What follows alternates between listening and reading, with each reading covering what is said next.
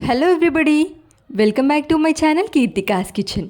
ఈరోజు వీడియోలో అందరికీ ఎంతగానో ఇష్టం ఉండే టొమాటో రసం ఇలా చేసుకుంటే 4 ముద్దలు ఎక్కువగానే తింటాము. అంత టేస్టీగా ఉంటుంది. ఇంకా సింపుల్ రెసిపీ. దీనికోసం 4 మీడియం సైజ్ టమాటాలు ఇలా చిన్న ముక్కలుగా కట్ చేసేసుకొని వేసుకోవాలి. కొంచెం పుల్లగా ఉండే నాటు టమాటాలు తీసుకోండి. అలా అయితే రసం టేస్ట్ చాలా బాగుంటుంది. లేదంటే హైబ్రిడ్ టమాటాలు కనుక తీసుకుంటే ఒక 5 టమాటాల వరకు తీసుకోవచ్చు. ఇలా టమాటాలని పిప్పి ఇంకా రసం సపరేట్ అయ్యేంత వరకు గట్టిగా పిండాలి. ఇలా పిండితేనే రసానికి అసలైన టేస్ట్ వస్తుంది. ఇలా పిప్పి మొత్తం పిండిన తర్వాత ఇందులో ఒక 1/2 లీటర్ వరకు నీళ్లు పోసుకొని మరలా ఒకసారి పిండాలి. ఇలా పిండిన తర్వాత ఇక ఇందులో చేతికి అందినంత వరకు పిప్పిని తీసి వేరే ఒక బౌల్లోకి ట్రాన్స్ఫర్ చేసుకోవాలి. ఇలా పిప్పి తీసేసి వేరే బౌల్లోకి ట్రాన్స్ఫర్ చేసుకొని లైట్గా ఉన్న పిప్పిని ఉంచేసుకోండి. అందులో పిప్పి మరీ ఎక్కువగా కాకుండా అలా లైట్గా ఉంచుకోవడం వల్ల రసం టేస్ట్ చాలా బాగుంటుంది. ఇక ఇప్పుడు ఈ టమాటా రసం కడాయిలో వేసేసుకోవాలి. కడాయి స్టవ్ మీద పెట్టుకొని కడాయిలోకి ఈ రసం వేసుకున్న తర్వాత ఇందులో ఒక 1/2 గ్లాస్ వరకు మరలా వాటర్ పోసుకోవాలి.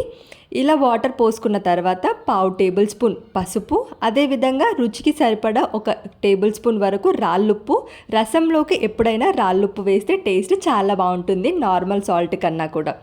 ఇందులో ఒక 3-4 పచ్చిమిర్చి పొడుగ్గా కట్ చేసేసుకొని వేసుకోవాలి. అదేవిధంగా గుప్పెడు కొత్తిమీర కాడలతో సహా వేసేసుకోవాలి. ఇలా అయితేనే టేస్ట్ చాలా బాగుంటుంది రసంలో. ఇక ఇప్పుడు చిన్న నిమ్మకాయ సైజ్ గోలీ సైజ్ చింతపండు నానబెట్టి అందులోంచి తీసిన గుజ్జును కూడా చింతపండు రసం వేసేసుకోవాలి. ఇలా ఇవన్నీ వేసిన తర్వాత మిరపకాయలు మెత్తగా అయ్యేంత వరకు ఉడికించుకోవాలి. ఇది ఇలా ఉడికేలోపు మనము ఇందులోకి ఒక మసాలా ప్రిపేర్ చేద్దాము. రోట్లో ఒక 1/2 టేబుల్ స్పూన్ వరకు జీలకర్ర, 1 టేబుల్ స్పూన్ మిరియాలు, 10-12 వరకు వెల్లుల్లి రెమ్మలు కూడా వేసేసుకొని అదేవిధంగా ఒక గుప్పెడు కరివేపాకు వేసేసుకోవాలి. ఇలా కరివేపాకు, వెల్లుల్లి, మిరియాలు అన్నీ వేసిన తర్వాత దంచుకోవాలి. కచ్చా బచ్చాగా దంచాలి. మరీ ఫైన్ పౌడర్గా కాకుండా మిరియాలు అక్కడక్కడ తగిలే విధంగా కచ్చా పచ్చాగా దంచుకుంటే సరిపోతుంది. స్టవ్ మీద పెట్టి ఉడికించుకునే ఈ రసం బాగా తెరలకాగి మిర్చి మొత్తం సాఫ్ట్గా అయ్యేంత వరకు ఉడికించుకోవాలి. మూత పెట్టేసి ఒక 5 నిమిషాలు ఉడికించుకోవడం వల్ల మీడియం ఫ్లేమ్లో ఈ మిరపకాయలన్నీ సాఫ్ట్గా అయిపోతాయి.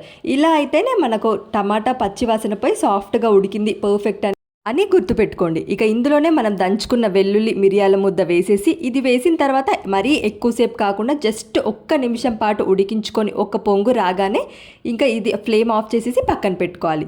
ఇప్పుడు పోపు కోసం పోపు ప్యాన్ పెట్టుకొని ఇందులో 1 టేబుల్ స్పూన్ వరకు ఆయిల్ కాస్త వేడవగానే 1/2 టేబుల్ స్పూన్ జీలకర్ర, 1/2 టేబుల్ స్పూన్ ఆవాలు వేసేసుకొని ఇవి కాస్త చిటపటలాడిన తర్వాత 1/2 టేబుల్ స్పూన్ చిటికెడు ఇంగువ వేసుకోండి. రసం టేస్ట్ ఇంకా నెక్స్ట్ లెవెల్లో ఉంటుంది. ఒక 4 ఎండుమిర్చి వేసుకొని ఫ్రై చేసుకున్న తర్వాత గుప్పెడు కరివేపాకు వేసి ఫ్రై చేసుకుంటే మన పోపు రెడీ. ఈ పోపు మనం ముందుగానే ప్రిపేర్ చేసుకున్న టమాటా రసంలో వేసేసుకొని మిక్స్ చేసుకుంటే అద్దిరిపోయే టేస్ట్తో మంచి ఫ్లేవర్ఫుల్ టమాటా రసం రెడీ.